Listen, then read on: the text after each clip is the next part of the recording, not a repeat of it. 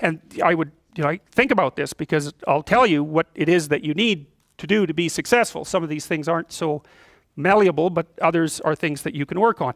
Well, IQ, well, that's a rough one, because there's no evidence, as far as I can tell, that you can do a damn thing about your IQ.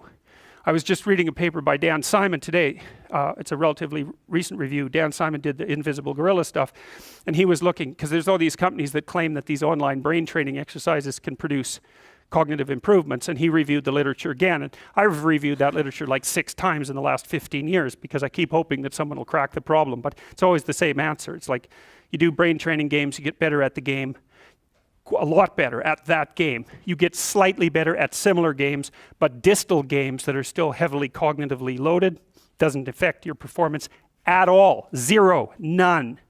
So the issue of how to raise IQ, man, that's a killer. No one knows how to do it. I can tell you how to stop your IQ from decreasing as you get older.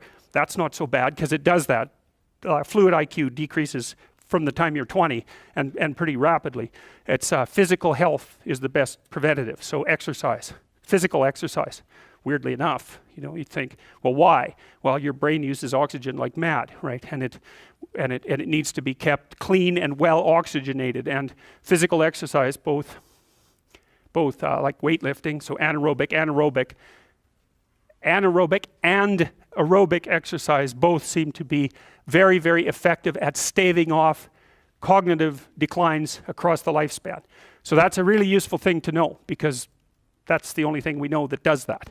So then the next best predictor of lifetime success is conscientiousness. Well, so, and of the 2 aspects of conscientiousness, say orderliness and industriousness, the better predictor is industriousness. So the question is, well, what can you do about your industriousness? And the answer to that is, well, that's kind of rough too, because there's a strong genetic component. But you can work on micro habits with regards to your conscientiousness. And I think the best micro habits, this is partly to do with this future authoring program processes, I think the best thing you can do with regards to your conscientiousness is to set up some aims for yourself, goals that you actually value. And the future authoring program helps people do that. And basically, it does a situational analysis it helps you do a situational analysis of your life more than a psychological analysis, I would say. And so the questions are something like, well, all right, you're going to have to put some effort into your life. And you need to be motivated to do that. And so what are the potential sources of motivation? Well, you could think about them in the big 5 manner. If you're extroverted, you want friends. If you're agreeable, you want an intimate relationship. If you're disagreeable, you want to win competitions. If you're open, you want to engage in creative activity. If you're high in neuroticism, you want security. Okay, so those are all sources of potential motivation that you could draw on, that you could tailor to your own, your own personality. But then there are dimensions that you want to consider your life across. And so we ask people about, well, if you could have your life the way you wanted it in 3 to 5 years, if you were taking care of yourself properly, what would you want from your friendships? What would you want from your intimate relationship? How would you like to structure your family? What do you want for your career? Well, how are you going to use your time outside of your job?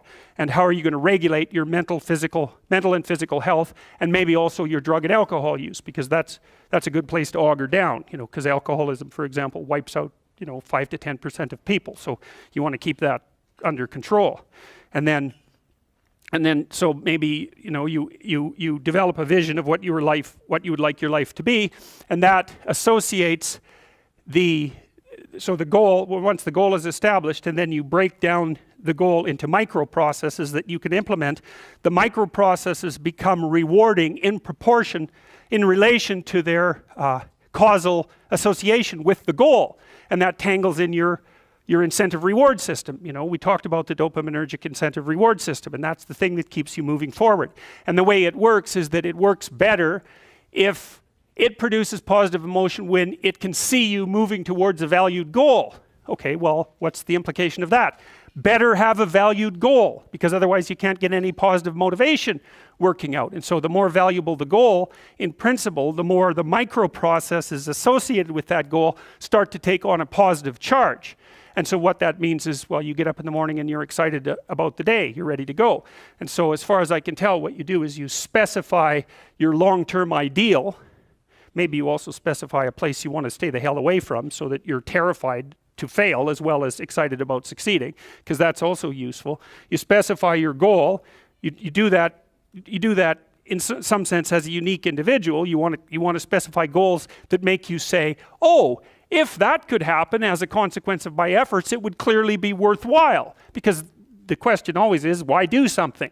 Because doing nothing is easy. You just sit there and you don't do anything. That's real easy. The question is, why would you ever do anything? And the answer to that has to be because you've determined by some means that it's worthwhile.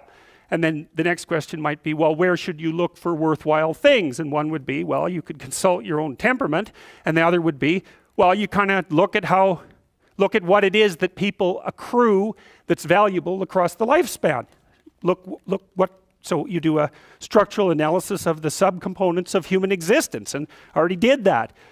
You need a family, you need friends. Like, you don't need to have all these things, but you better have most of them. Family, friends, career, educational goals, plans for, time outside of work, attention to your mental and physical health, etc. That's what life is about. And if you don't have any of those things, well, then all you've got left is misery and suffering. So that's a bad deal for you. So once you set up that goal structure, let's say, and that's really in many ways that's what you should be doing at university. That's exactly what you should be doing, is trying to figure out who it is that you're trying to be, right? And you aim at that, and then you use everything you learn as a means of building that person that you want to be. And I really mean want to be. I don't mean should be, even those things are going to overlap. And it's important to distinguish between those, because that's partly, and this is back down to the micro-routine analysis. So as I was saying, well, you're going to try to make yourself more industrious. Okay, number one, specify your damn goals, because how are you going to hit something if you don't know what it is? That isn't going to happen. And often people won't specify their goals too, because they don't like to specify conditions for failure. So if you keep yourself all vague and foggy, which is real easy, because that's just a matter of not doing as well, then you don't know when you fail. And people might say, well, I really don't want to know when I fail because that's painful. So I'll keep myself blind about when I fail. That's fine, except you'll fail all the time then. You just won't know it until you've failed so badly that you're done. And that can easily happen by the time you're 40. So I would recommend that you don't let that happen. So that's willful blindness, right? You could have known, but you chose not to. Okay, so once you get your goal structure set up, you think, okay, if I could have this life, it looks like that might be worth living, despite the fact that it's going to be, anxiety provoking and threatening, and there's going to be some suffering and loss involved and all of that. Obviously, the goal is to have a vision for your life such that, all things considered, that justifies your effort. Okay, so then what do? Well, then you turn down to the micro routines. It's like, okay, well, this is what I'm aiming for. How does that instantiate itself day to day, week to week, month to month? And that's where something like a schedule can be unbelievably useful. Google Calendar. It's like, make a damn schedule and stick to it. Okay, so what's the rule with the schedule? It's not a bloody prison. That's the first thing that people do wrong. They say, well, I don't like to follow a schedule. Well, it's like, well, what kind of schedule are you setting up? Well, I have to do this, then I have to do this, then I have to do this, and then I just go play video games, because who wants to do all these things that I have to do? It's like, wrong. Set the damn schedule up so that you have the day you want. That's the trick. It's like, okay, I've got tomorrow. If I was going to set it up so it was the best possible day I could have, practically speaking, what would it look like? Well, then you schedule that. And obviously there's a bit of responsibility that's going to go along with that, because if you have any sense, one of the things that you're going to insist upon is that at the end of the day, you're not in worse shape than you were than at the beginning of the day, right? Because that's a stupid day. If you have a bunch of those in a row, you just dig yourself a hole and then you bury yourself in it. It's like, sorry, that's just not a good strategy. It's a bad strategy. So maybe 20% of your day has to be responsibility and obligation, or maybe it's more than that, depending on how far behind you are. But even that, you can ask yourself, okay, well, I've got these responsibilities. I have to schedule the damn things in. What's the right ratio of responsibility to reward?